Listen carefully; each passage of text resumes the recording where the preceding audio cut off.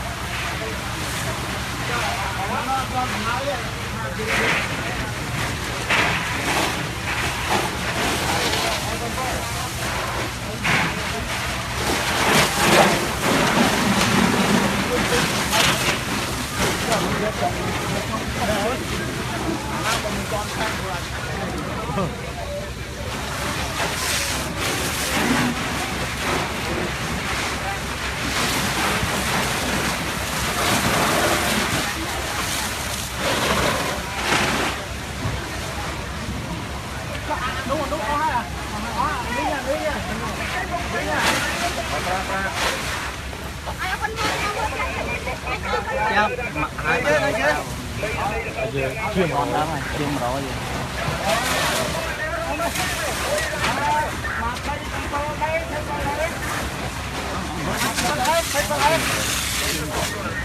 Bông rong chui chặt chạy chặt đâu hai chân ao khăn không ở hai chân hai con Đó đâu mực tô mà tôi chứ.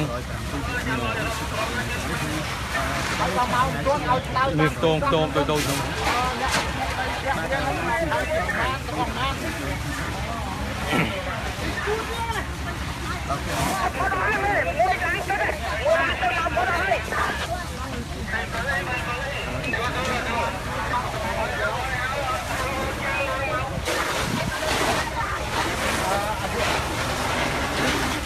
đây cúp nơi bắn cúp nơi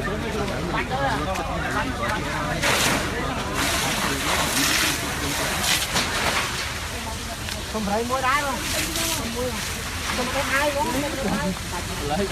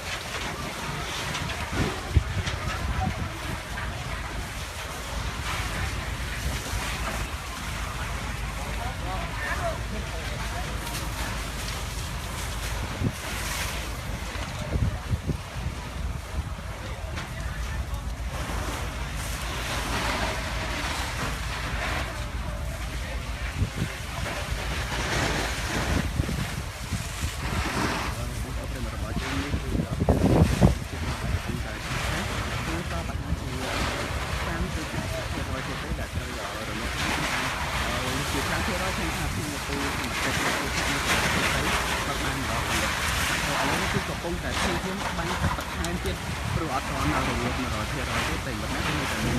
ឆាប់ទៅក្នុងមកតែក៏ដូចជាក្រុមហ៊ុនផលិតភាពថៃគឺកំពុងតែស្វាស្វែងខ្លាំងនៅតែគណៈនេះក៏ឡើងទៅរហូតដល់ទៅពេលគ្រឿងនៅខាងកងរាជអាវុធហត្ថភ្នំពេញគឺបានចេញមកជាបន្តទៀតឲ្យប្រិមិត្តបាទប្រិមិត្តរបស់យើងដំឡូងក៏អត់បានដឹងស្គាល់ទៀតថាតាមមូលហេតុនៃការឆេះនេះក៏បន្តមកពីអ្វីយើងកំពុងទីចិត្តយើងនឹងតាមមកទស្សន៍បងប្អូនពលរដ្ឋរបស់យើងមិនថាតើបងជំនាញករណីឆេះគឺផ្ទះសពប្រហែលជា100ខ្នងទៅ100គ្រួសារត្រូវបានឆេះ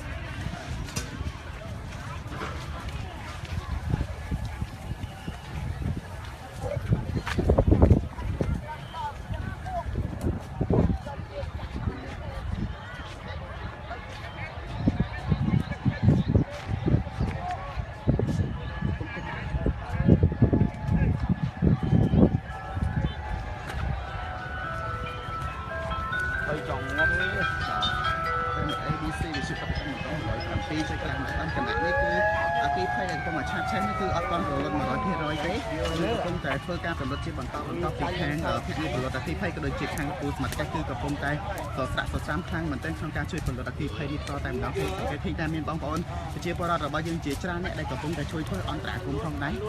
ផលិតទឹកម្នាក់ម្ដាយម្នាក់ជាច្រើនហើយនេះទឹកអីពីក្នុងទីហ្នឹងអីអស់ហើយពេលរបស់យើងមិនតែនៅតែអត់ទាន់បានរលត់ 100% ឥឡូវនេះខាងឡើងទឹកពីខាងកងរាជអាវុធភ្នំពេញបាទថាក៏បានរីកអាវុធហត្ថគឺកំពុងតែចេញមកជាបន្តផ្សេងណាមកចំនួន2គ្រឿងទៀតហ្នឹងលិចណោ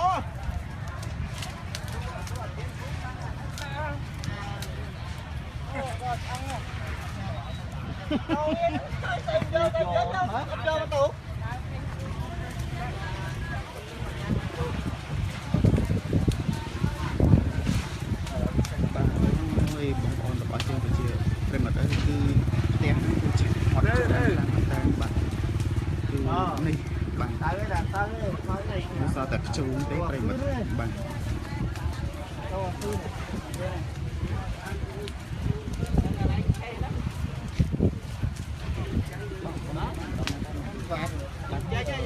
មូលហេតុអីបានឆាប់ដំណើរបាទដឹងហើយខ្ញុំងើបពីដេកដែរបងដេកលុកដល់មូលហេតុស្រាប់ប្រហែលជាប្រហែលខ្នងនេះបងខ្ញុំថាបាទខាងក្នុងជាងមួយជ្រុងនៅខាងផ្ទះជ្រុងចែផ្ទះជ្រុងចែអូបាទប្រិមត្តរបស់យើងគាត់ថាចិត្ត100ខ្នងទៅហើយ100គ្រួសារណាបងណាដឹងមកតែបើទៅតាមចិត្តហ្នឹងតាមស្មានដោយបងទៅចាលឺ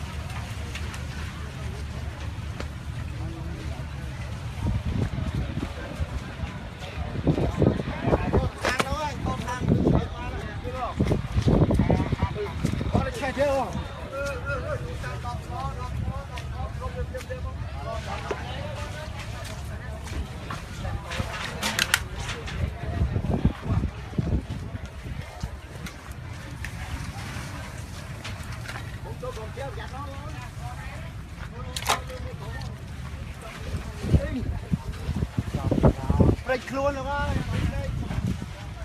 ចូលឡើងនោះអត់លើខ្លាំងហ៎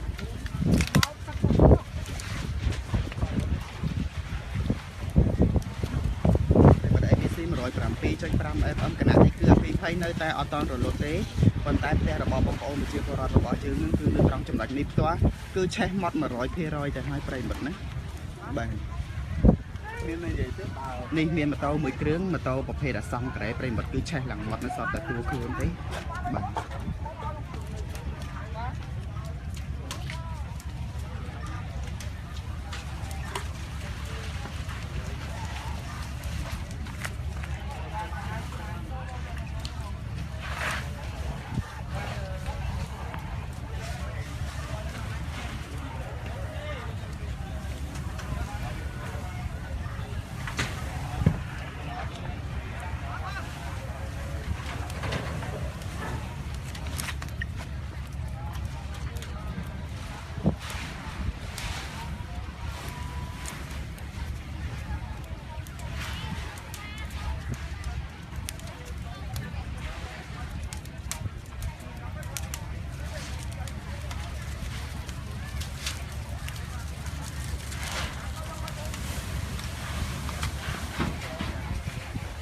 នៅកន្លែងការថែតគឺបងប្អូនប្រជាពលរដ្ឋរបស់យើងរួមមើលច្រើនខ្លាំងមែនទែនក៏ដូចជាខាងលពូសមត្ថកិច្ចក៏ដូចជាកងកម្លាំងទីពលរដ្ឋអគ្គិភ័យបាទអូបាទយើងសង្កេតឃើញថាគឺឆេះហ្នឹងធ្វើឆ្វៃច្បាស់តែនៅងងឹកភ្លើងក៏ដូចជាអណ្ដាតភ្លើងអត់តរលត់អស់ 100% ប៉ុន្តែអត់អាចរាលដាលទៅដល់ផ្ទះបងប្អូនជាពលរដ្ឋរបស់យើងដែលនៅក្បែរនេះផ្សេងទៀតទេដោយសារតែខាងឡានទឹកនេះក៏បានព្យាយាមពន្លត់ទៅហើយប៉ុន្តែយើងអត់អាចសង្គ្រោះបានព្រោះ 100% ទៅហើយផ្ទះបងប្អូនក្រុមគ្រួសារប្រជាពលរដ្ឋរបស់យើងថាជាង 100 ខ្នងត្រូវបានឆាប់ឆេះមកតែម្ដង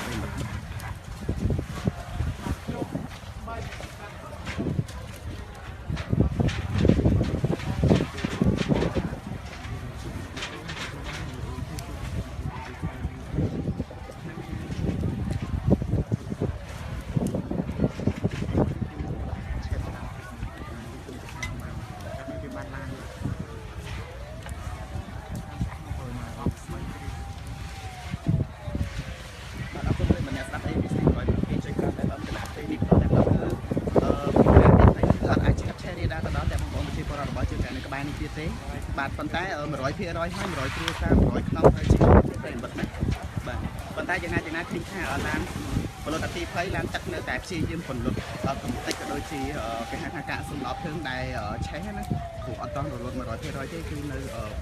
តែឆាប់ដល់ទីប្រិមិត្តបាទការសន្និដ្ឋានជាបឋមប្រិមិត្តរបស់យើងសួរខាងពីខាងបងប្អូនជាប្រដ្ឋក៏ដូចជាខាងលោកគ្រូសមត្ថកិច្ចគឺការឆាប់ឆេះនៃអគ្គិភ័យនេះដោយសារតែការទុចរណអគ្គិសនីប្រិមិត្ត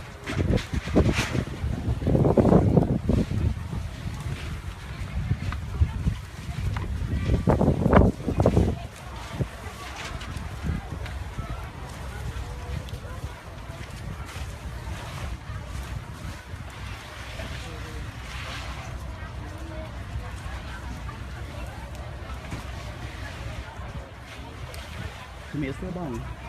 បងជាប្រជាពលរដ្ឋនៅខ្ញុំមិនដឹងបាទមិនទៅបងដឹងថាមូលហេតុអីបានជាឆេះទេបងការសន្តានការទូចរណអគ្គិសនីមិនអត់ទេគេថាទូកំប៉ុងក្រាស់វិញបងអរគុណបង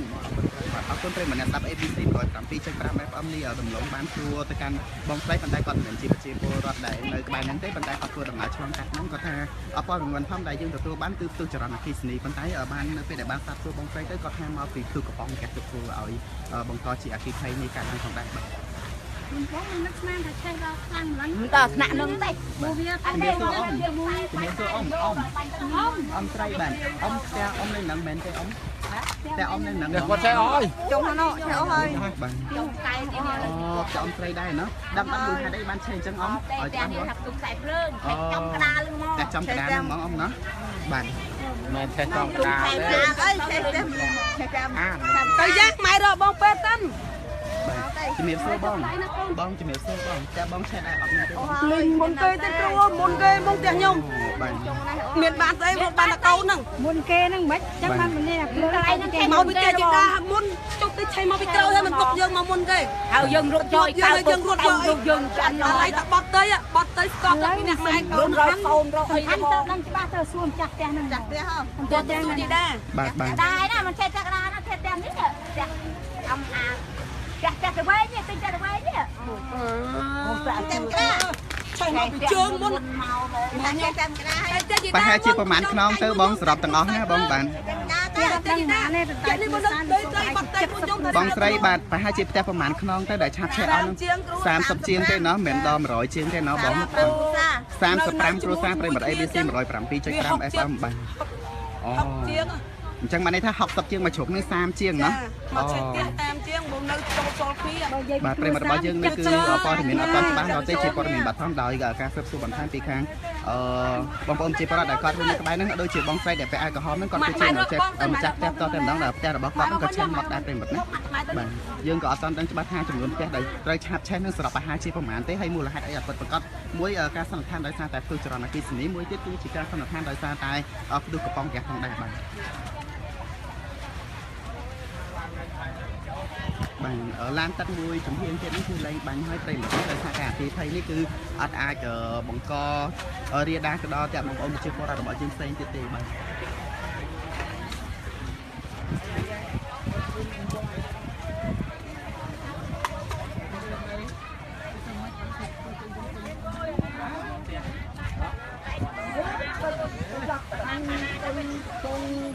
lại từ ngày luôn lạnh rết ra chui chân chiên mà chắc là khi ra xả dây này đem cho còn là thêm một mày nông cân cho mình cân này một đá ấy ơi chơi đấy nhá miếng xôi lợp po ở trên lợp po thử ban phát đây này cái anh nhìn ra nhưng chơi ơi đây bạn lợp po ở bộ hai đây ban chơi nên ngày phần cắt đang ở lợp po mình đang nãy con bạn hai giờ tu xe sau đó tham tu cho ra khi xí lợp po nữa bạn bạn chào tới na khang na cái bạn đang biết nè rồi robot lợp po bạn bạn phải mà bảo chương cứ cái nạp bên có cứ theo tham chơi phần cắt nên trọc sầm mặt bong chơi po rồi bảo chương từ tại chẳng xong ấy 100%คือបានឆាប់ជួយគ្នាផងដែរហើយក៏បានសាបសួរនាំទៅគឺអត់មានបងប្អូនជាបរិបទរបស់ជាគាត់រងរបួសអីទេដោយសារតែគាត់ដឹងករណីនេះក៏បានគិតខ្លួនចេញពីក្នុងផ្ទះក្នុងរៀងខ្លួនបាទចាមិនចាស់យ៉ាងវិញបើហើយនេះនៅđây hơi được bạc nha đây ơi tắt nha hạt thì lên này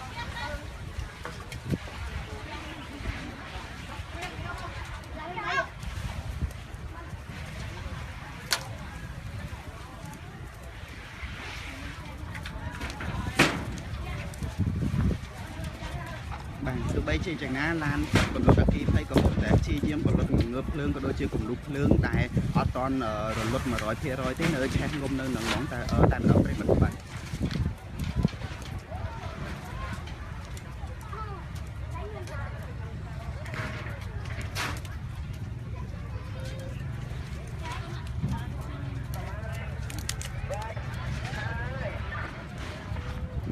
bật nơi chụp lại đi to tại đó cứ che ngông tay mà đón ở toàn rồi lót tế rồi phía rồi cứ nơi tại che tay mà đón đây mà nó là đâm hà nơi chụp lại được còn ấy tế mà chỉ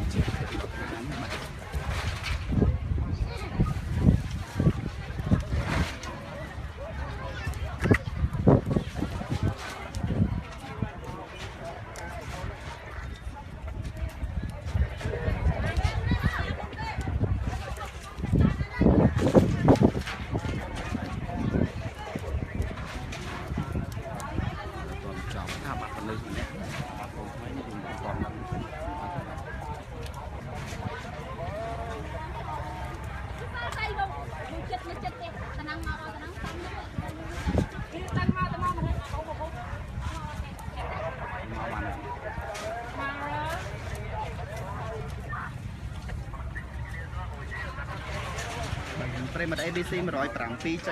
FM វិទ្យុប្រតិកម្មបន្តរួមជាមួយនឹងប្រិមត្ត ABC នៃជីវិត92.7 FM រួមជាមួយនឹងប្រិមត្ត ABC វិទ្យុ ABC Facebook 98.70 FM គណៈនេះផ្ទាល់គឺឆេះមាត់អស់ហើយផ្ទះរបស់បងប្អូនប្រជាពលរដ្ឋរបស់យើងគឺអត់មានអាចទីដាទៅដល់ផ្ទះបងប្អូនប្រជាពលរដ្ឋរបស់យើងផ្សេងទៀតទេប៉ុន្តែនេះគឺនៅតែមានងងើភ្លើងអត់តរលត់ 100% ទេប្រិមត្តណាប៉ុន្តែគ្រាន់ថាយើងអាចសន្និដ្ឋានបានថាអត់អាចឆេះទីដាទៅដល់ផ្ទះបងប្អូនរបស់យើងទេហើយខាងលោកពូសមត្ថកិច្ចប្រជាពលរដ្ឋទីកំពុងតែនៅញាប់ដៃញាប់ជើងនៅឡើយទេនៅតែបន្តការបាញ់ពន្លត់ងងើភ្លើងដែលកំពុងតែឆេះងប់អត់តរលត់នេះជាការសន្និដ្ឋានព័ត៌មានជាបឋមទេប្រិមត្តរបស់យើងណាផ្ទះប្រហែលជា65ខ្នង65គ្រួសារដែលបានឆាបឆេះហើយមូលហេតុជាបឋមហ្នឹងគឺមាន2មួយទូចរណអគ្គិសនីមួយទៀតហ្នឹងគឺទូកំប៉ុងហ្គាសយើងអត់ទាន់ដឹងច្បាស់ព័ត៌មានលំអិតយ៉ាងណានឹងជាយាមសម្ភារតជាមួយខាងលោកពូសមត្ថកិច្ចក៏ដូចជាបងប្អូនជាបរិបទរបស់យើងដែរជាម្ចាស់ផ្ទះដែលកំពុងតែឆាបឆេះបន្ថែមទៀតបាទ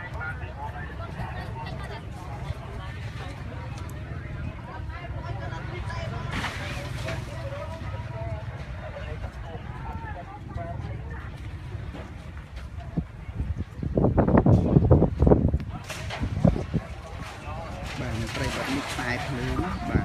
បងពោប្រចាំ บ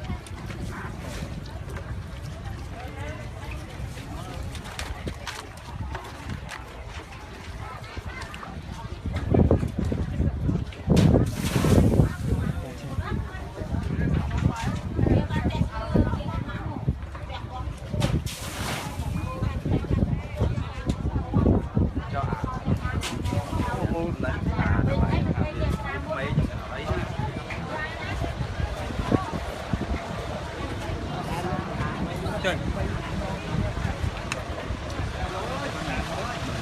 នេះគឺជាឡានទឹកបាទអត់ក្នុងនគរបាលបាទទី3ភ្នំពេញលេខ610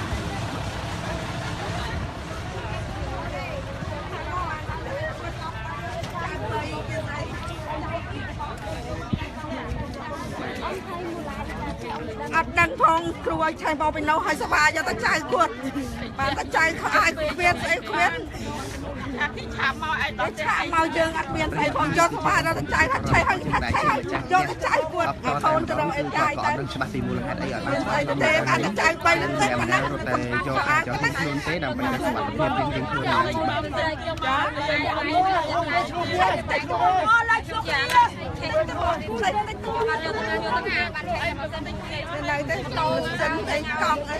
បាទអ៊ំស្រីមានអីខាត់បងទៀតទេបាទទ្រព្យសម្បត្តិអីដែលជារបស់មានតម្លៃមានអីខាត់បងទៀតទេបាទមានស្អីឯទួមានតែកង់ហើយម៉ាស៊ីនតែប៉ុណ្ណឹងហើយចានឆ្នាំងកម៉ាស៊ីនដេទ្រព្យសម្បត្តិនៅក្នុងផ្ទះទាំងអស់ណាត្រូវបានត្រូវបាត់ចេះទាំងអស់អត់មានបានយកអីចេញមកបានខ្លះទេបាទបានម៉ូតូអូបានម៉ូតូអេចាយយកម៉ូតូមកឲ្យបានម៉ាស៊ីនដែរเอาគេឲ្យទៀតម៉ូតូនេះដុំគ្រូណាទេមកយកលុយគ្រូឲ្យយកម៉ូតូទិញតិចមកកូនទៅអីទៅហើយខ្ញុំដឹងអ្នកឯងខ្ញុំយកអត់បានទេគ្រូឲ្យយកចៅហើយខ្ញុំទៅចិត្តបានម៉ូតូយកទៅចៅមកឲ្យបានចៅមកទៅ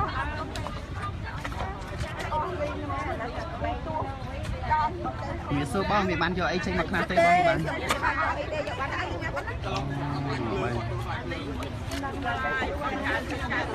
បងមានដឹងមូលហេតុអីច្បាស់លាស់នៃការឆេះទេណាអត់តាន់ដឹងទេណាបង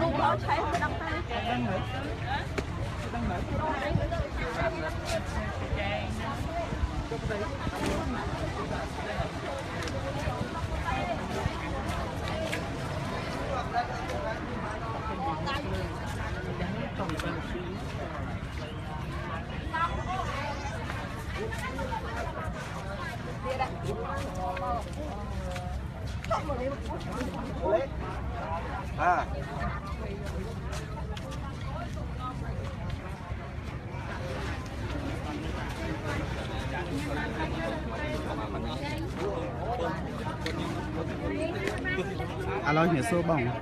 យ៉ាងម៉េចហើយករណីអគ្គិភ័យនឹងដោយសារអីដឹងអត់បងអត់ដឹងមូលហេតុអត់ដឹងច្បាស់បាទកំពុងតែសុខភាពនៅបាទបងចង់យកចូលទៅខាងនោះអត់គាត់ក៏ផ្ដាល់បាន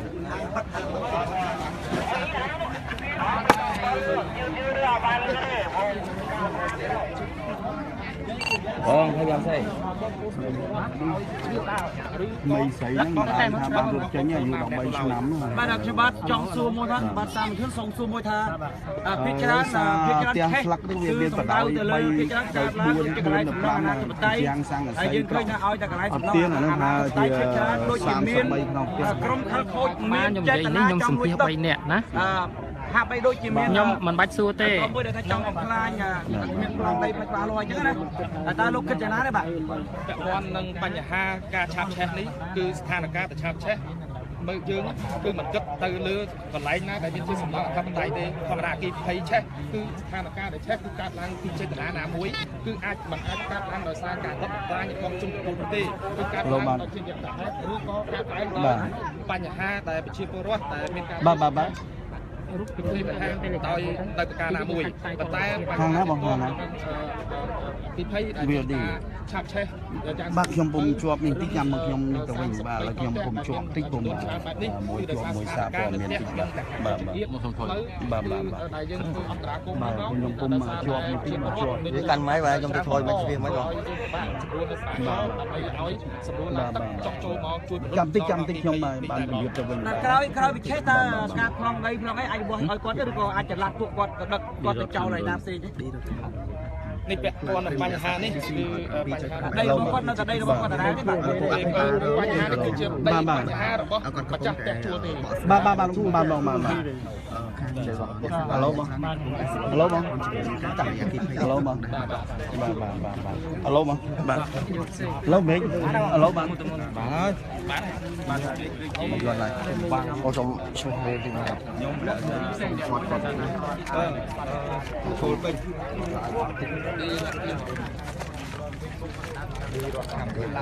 đặc biệt là chặt sao đáp được cho ăn ba em đi rồi Hãy subscribe cho kênh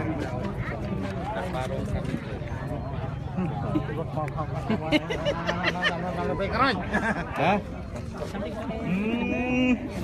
không bỏ lỡ những video hấp dẫn ផ្ទះបងប្អូនជាបរិបទស្រាប់ហើយជាប៉ុណ្ណឹងបាទដល់ពេលនេះគឺយើងបឋមគឺ33ខ្នងទេលោកពូណាបាទមូលហេតុអីបានជាឆាតឆេះចឹងលោកពូនេះសម្រាប់កិច្ចយើងកំពុងទាំងអស់រួមទាំងបាទពាក់ព័ន្ធយើងកំពុងតែការសិក្សាជ្រាវជ្រាវរកបញ្ញាបន្តឡើងអធិស្ឋានលោកពូមានឈ្មោះអីដែរបាទព្រមយ៉នជាបណ្ដាសេនីយ៍ទូព្រមយ៉នជាប្រធានកាល័យនគរបាលបង្ការរុក្ខភ័យនៃស្នងការរាជធានីភ្នំពេញបាទមានបងប្អូនប្រជាពលរដ្ឋរបស់យើងមានរងរបួសធ្ងន់ធ្ងរអីទេលោកពូបាទមកដល់ពេលនេះគឺគ្មានពលរដ្ឋណាដែលរងគ្រោះទេគឺគាត់សង្គ្រោះដោយសុវត្ថិភាពបាទមានតែផ្ទះទេណាដែលត្រូវឈប់ឆាតតែសម្ភារៈហើយនឹងផ្ទះសម្បត្តិមួយចំនួនបាទអរគុណច្រើនតែលោកពូអរគុណបាទអរប្រិមត្ត ABC 107.5 FM គឺនេះគឺជាព័ត៌មានបឋមដូចគ្នាទេហើយការដែលយើងសន្មតថាឆាតផ្ទះបងប្អូនជាប្រវត្តិគឺចំនួនទៅមួយប្រិមត្តហើយមូលហេតុការឆាតទៅមួយលោកពូសមត្ថកិច្ចដូចជាខាងសមត្ថកិច្ចអបជាយាមនៅសុខបរោមិនបានការឆាតនេះផងដែរបាទអភិបាលរងឌីរដ្ឋាភិបាលរបស់យើងផ្សេងនោះគេផ្សេងទីតាចូលលេងកុំតន់ទៅសុំមកទៀតដល់ស្ដាប់តែមិនយកបានពីណាមកយកបានអូបងយ៉នមកទូកិច្ចខ្លួនណាទូនិយាយតែពីបញ្ហា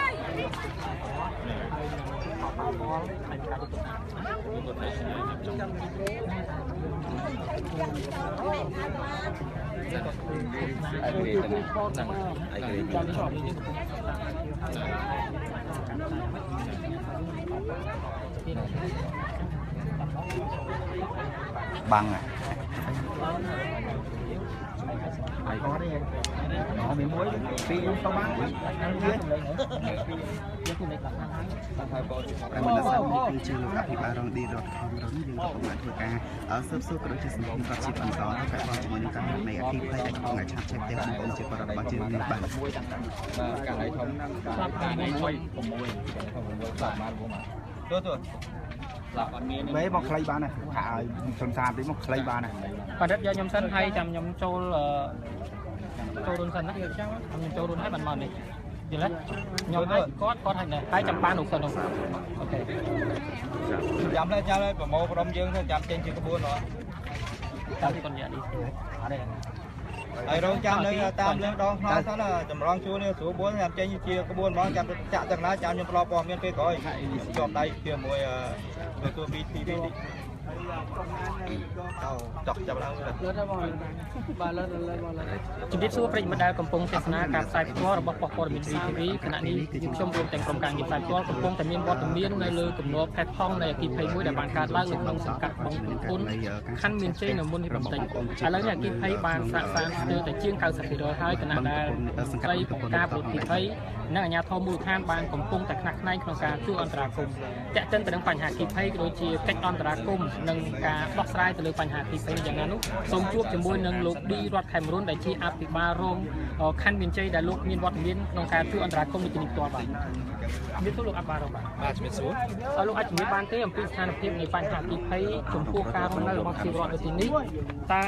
មានស្ថានភាពប្រមាណគ្រួសារហើយការឆេះអស់ប្រមាណគ្រួសារបាទខ្ញុំសូមបញ្ជាក់ផងដែរអគិភ័យបានឆាប់ឆេះនៅវេលាម៉ោងទីជើងទីតែបាន28ខែមិថុនាជួយអគិភ័យបានលេបបាក់លើផ្ទះជាពលរដ្ឋអស់ចំនួន33ក្នុងផ្ទះលើ35ក្នុងផ្ទះជួលហើយក្នុងដែរស្ថានភាពនៃការបណ្ដុតអគិភ័យគឺក្រុមចាក់ងារនៅអន្តរាគមន៍របស់អគ្គស្នងការក៏បានរាជធានីស្នងការរបស់រាជធានីភ្នំពេញបានចុះទៅជួយអន្តរាគមន៍ដោយប្រើប្រាស់នៅឡានទឹកចំនួន12គ្រឿងអាវុធហត្ថរាជធានីភ្នំពេញចំនួន2គ្រឿងនិងរថយន្តរបស់ស្រាបៀរកម្ពុជាចំនួន1គ្រឿងដូចផងដែរហើយក្នុងនោះដែរគឺក្រុមការងារ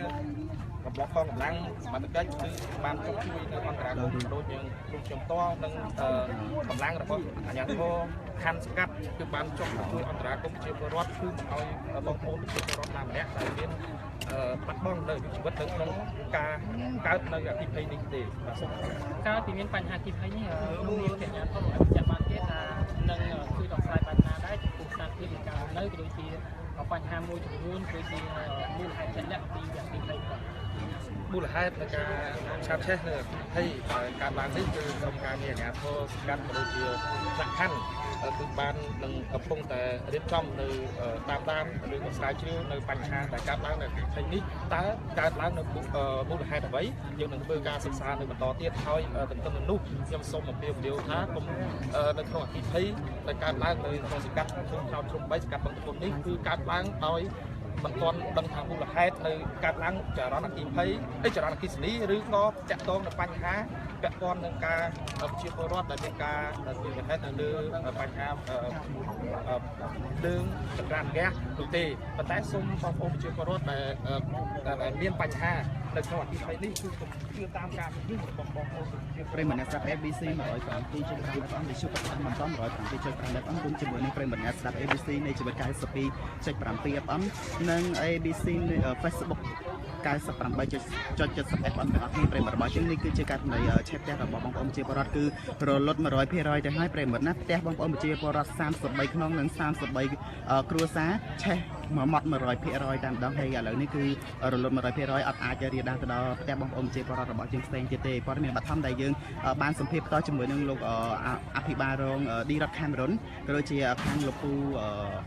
បាទភ្នាក់ងារផលិតអគ្គិភ័យផ្ទាល់តែម្ដងណាគឺសរុបមកគឺ33គ្រួសារ33ខ្នងឆេះមួយម៉ត់ 100% មូលហេតុនៅតែយើងអត់ដឹងច្បាស់ថាមកពីមូលហេតុអីទេខាងលោកពូសមត្ថកិច្ចក៏ដូចជាភ្នាក់ងារផលិតអគ្គិភ័យកំពុងតែស៊ើបរកមូលហេតុឲ្យបានពិតប្រាកដមួយដើម្បីឲ្យចាស់ជូនទៅកាន់ប្រិយមិត្តស្ដាប់របស់យើងមូលហេតុដែលយើងសន្និដ្ឋានជាបឋមមានពីករណីទី1គឺផ្ទុះកំប៉ុងហ្គាសករណីទី2គឺផ្ទុះចរន្តអគ្គិសនីតែយើងអត់ទាន់ដឹងច្បាស់ដូចគ្នាហើយដំឡូងក៏បានសភាទៅកាន់លោកពូសមត្ថកិច្ចក៏ដូចជាលោកពូអភិបាលរងឌីរ៉ាត់ខេមរុនហើយក៏យើងនៅតែអត់ដឹងច្បាស់ព័ត៌មានជាយ៉ាងណាយើងនឹងធ្វើការស៊ើបសួរជាបន្តទៀតរងចាំខាងលោកពូសមត្ថកិច្ចដូចជាភ្នាក់ងារផលិតអគ្គិភ័យធ្វើការស៊ើបអង្កេតសិនបាទអរគុណ